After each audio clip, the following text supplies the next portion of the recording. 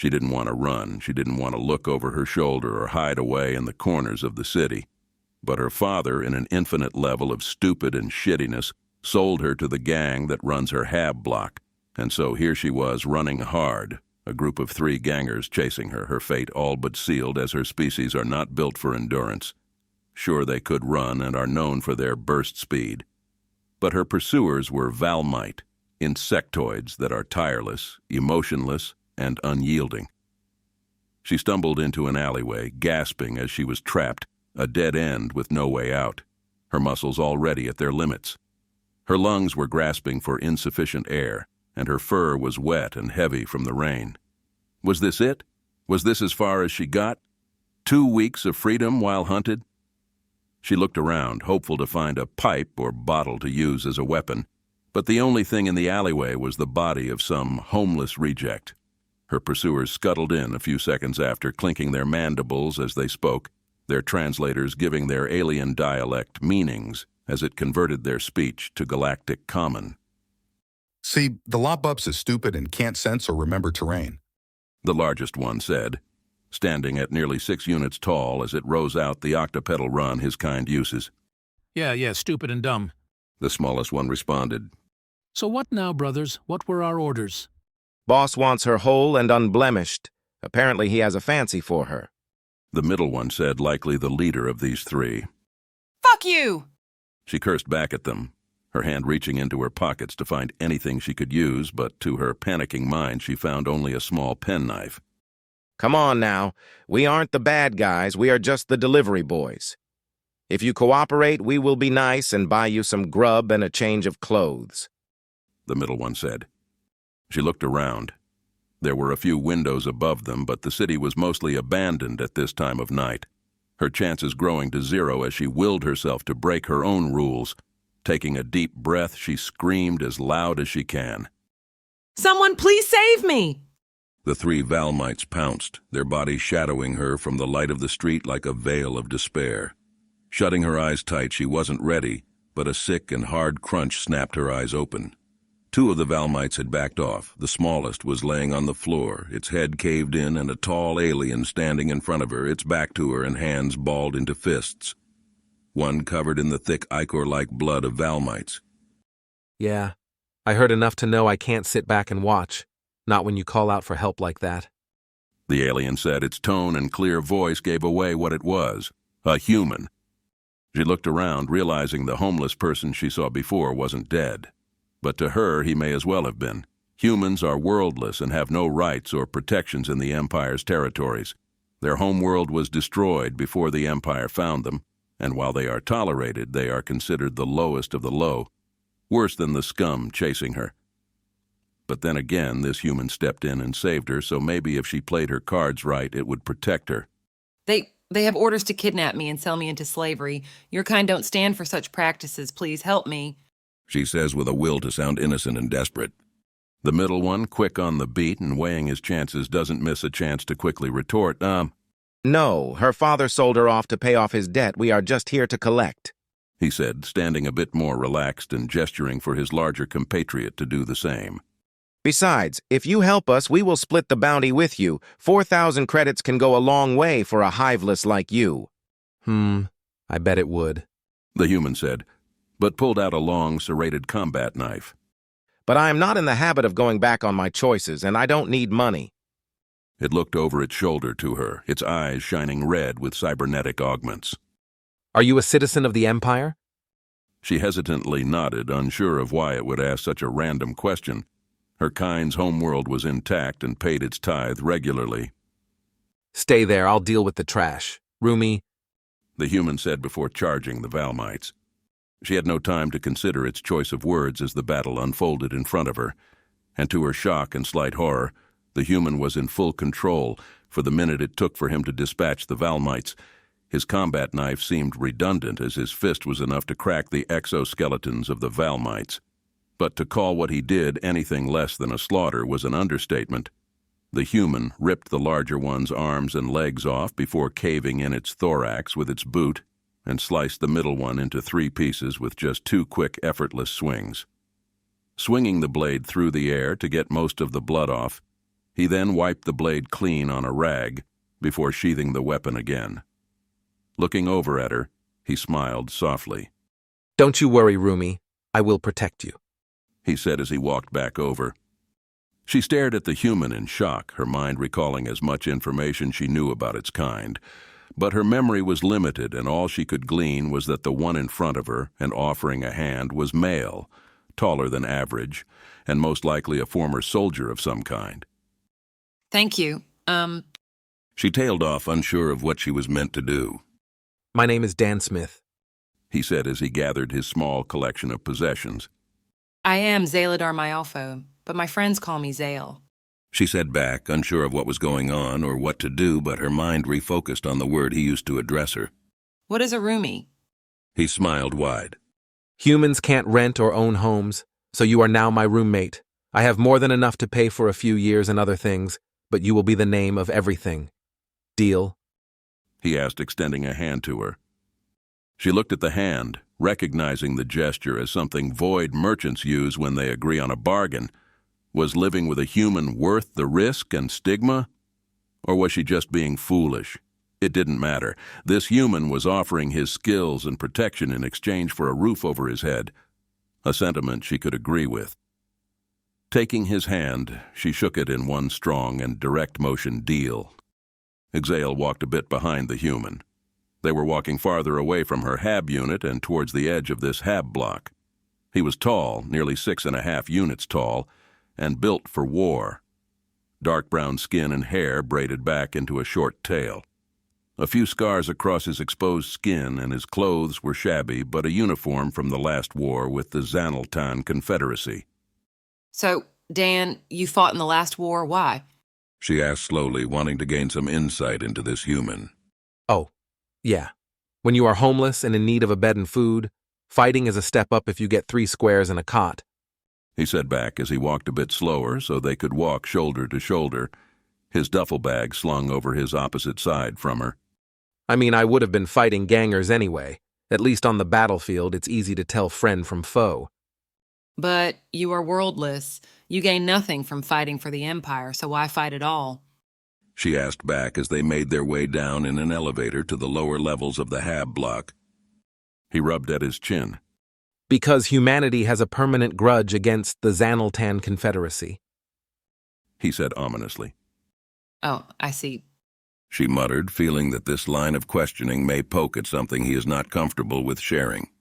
Anyway, let's focus on getting us a place to live.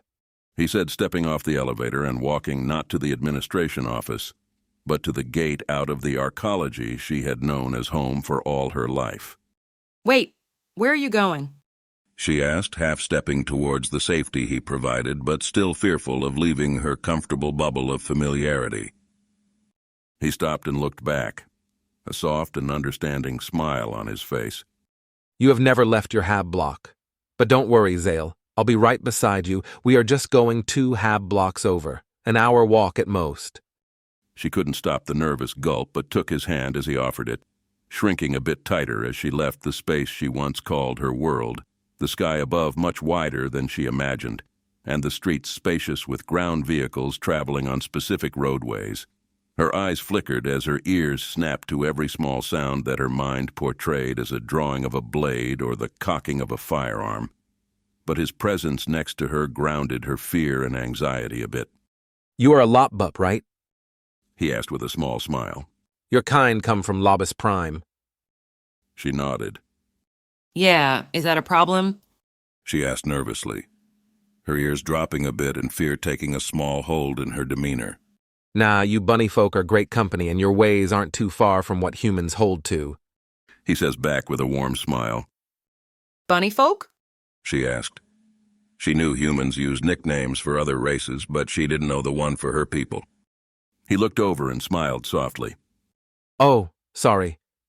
Bunnies are a type of mammalian animal from Earth, small and fluffy with ears like your people, so we humans sometimes call your kind bunny folk. She reached up and felt her long ears that stood a bit off from the sides of her head, running her fingers through them. Oh, so your people nicknamed us after predators of your world? He burst out in hearty laughter. What? No. Bunnies are prey animals that were mostly domesticated by the time of the Sundering. The home fleet has a colony in every one of its livestock hangars. She seemed confused.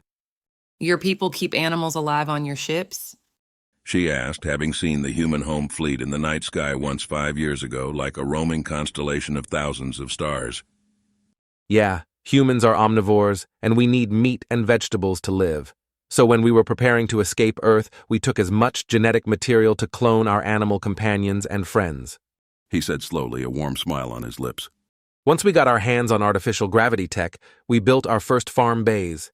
And once it was deemed safe, acceptable, and humane, we built one on every ship. She was stunned and shocked by the revelation, and her lips formed her curiosity to sound. But is it enough to feed a ship? He smiled. No. A single farm bay can't feed a whole ship of thousands. But that is what the agri-ships are for. Agricultural ships? She pondered aloud. You have ships in your fleet completely dedicated to growing and feeding your population. Gotta go to one once. It was crazy, but somehow completely organized and handled well. He says in a reminiscing tone. One agri-ship can feed about 50 ships or one of our supercarriers. She feels a bit off and nervous. Should you be telling me this? He smiled. There is a saying to anyone that deals with the home fleet, watch your fire or see your world crack. He said. We let most that are stupid off with a warning, but those that try to push their supposed claims of strength, we break their fleets and teach them a truth that makes the super governments of the galaxy nervous. And what is that? She asked nervously. Earth was a death world. They moved closer to their new hab block. It looked no different from her last one. His last comment left a lingering silence between them. But he cleared his throat, holding out a credit chip. Okay, here. Go to the admin office, get a small family unit, and don't answer anything beyond your basic information. Also, if they ask, claim I am your bodyguard, and don't tell them where you are from. She nervously took the chip and pocketed it. Taking a deep breath, she settled her nervousness, walked into the administration office, and found the renter's desk, happy to see a lopbud sitting behind the desk. Excuse me, I would like to rent a small family unit. The lopbud at the desk was a man who looked over with a sigh. How many inhabitants? 2 medium entities. She said back, taking steadying breaths. The officer looked over and out the window. You can't rent a unit with a human. He is my bodyguard. All payments and naming is my responsibility. She said back, placing the credit chip down. The officer groaned, taking the chip and checking it, and coughed in a bit of surprise. I believe we can get you situated. He said, quickly typing away at his terminal. Can I get yours and your bodyguard's names? I am Zaludar Myophos. My bodyguard is named Dan. She said quickly, not giving her last name, just in case he tried looking her up in the planetary record. He types in the information and looks up. Occupation? Self-employed, but my business is legal and allowed in Empire space. It's not important enough for you to record it. Says, trying to sound confident and in control. The officer seemed confused and looked at the readout on the credit chip. Very well. I have a unit free for habitation on level 56, grid B, door 320. Let me get you the key badges. He said, standing up and walking over to the locker behind him, getting the 2 badges out for her and Dan. Please run the first 2 payments now. She said, taking the badges and clipping one to her belt. Of course. The officer said and typed in something in the chip reader. A soft beep from his phone gave way to his taking of some of the money for himself. Corruption is not uncommon, and far too many low-end workers like him skim a bit off the top. Processing the real payment quickly, he handed her back the chip. They're all squared away. Thank you. I will be making payments at the start of every month going forward. I will not announce our exiting of the unit. She said, taking the chip back and checking how much was taken, smiling a bit as the officer took a typical sum. She was told meant not a lot of gang activity. Understandable. We hope you will enjoy your stay here. The officer said as she walked away. Dan looked over as she stepped out. So? 56B320, and the office took less than in my last hab block. So fewer gangs. She said optimistically. He smiled softly and looked about, spotting what he suspected only one gang marker drawn over others. That's good, but I think the cut was less because there is only one gang here, and they have a monopoly on illegal activity and a better control on the administration. She frowned, having not considered that possibility. Oh, is that bad? He patted her head, the gesture somehow cheering her up and out of her saddened state of mind. No, it's not bad as long as they aren't affiliated with the gang that has your father's debt. And besides, I don't think we will be staying on the world long anyway. What? She said, shocked as they walked to the elevator. Yeah, sorry to say this, but a gang that can house and keep Valmate will have the influence to hunt you down anywhere on this planet. He said as the elevator started to move. We just needed somewhere with access to the datanet and walls for defense while I call in a ride. Call a ride? Like from the home fleet? She asked nervously. The thought of leaving her birth world is the favorite dream of all children, to travel the void and see the distant worlds only spoken of in news and stories. He chuckles. No, not the fleet. Just a friend that should be passing through. She should be here in a month or two. He says, but looks about as the elevator stops halfway up the massive structure, and the maintenance sign flickered on as the doors opened. Come on, there is another elevator nearby. As they walked, she felt a chill run down her fur, like a charge of static setting her nerves on end. Why does it feel like someone is watching me? She asked. Because we were just scanned. The wall we passed has a sensor suite built under it. He whispered, taking her hand gently and keeping her moving. What? Why? Who? She asked quickly, her ears perking up and scanning the area. Most likely the gang that runs the Hab block. He said with a smile. They are trying to figure us out. See, the chip I gave you marked you as a diplomat, but one that doesn't say to which government you belong. What? She asked, horrified, feeling like she was used. Relax, they are confused because I am here. No diplomat would hire a human as a bodyguard. He said softly as they reached a new elevator, pressing the call button. Are we in danger? She asked softly. Not yet, but when we get to the unit, I need you to make a barricade to hide behind. With luck, I can get them to back off. However, it may still get messy. He says as they ride the elevator up to the 56th floor.